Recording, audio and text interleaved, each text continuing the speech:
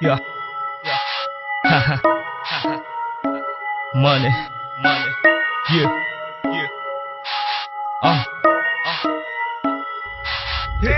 Pag wala kang pera, pare wala kang kwenta. Pag wala kang pera, pare wala kang kwenta. Kailangan mo ay good personality. Personality. Pag wala kang pera, pare wala kang kwenta.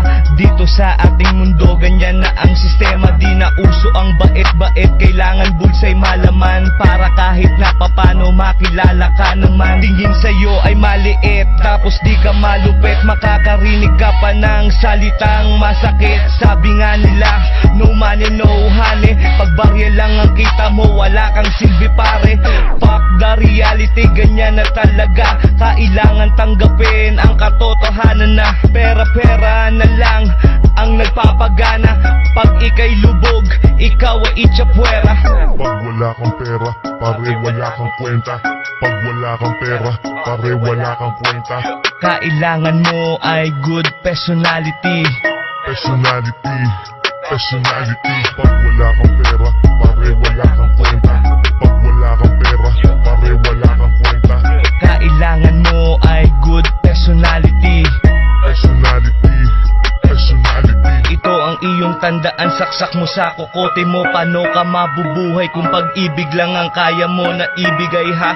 Pare isip-isip rin, gamitin ang isip at puso, ito'y balansihin. Sa panahon ngayon, datong na nangingibabaw. Pag wala ka nun, ikaw ay sobrang babaw.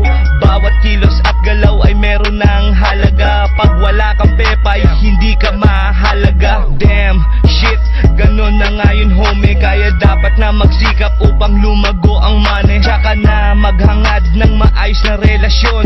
Sarili muna ang dapat na ayusin mo ngayon. Pag wala kang pera, pare wala kang kwenta.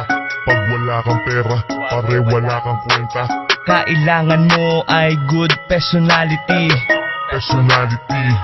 Pag wala kang pera, pare wala kang kwenta. Pag wala kang pera, pare wala kang kwenta. Kailangan mo ay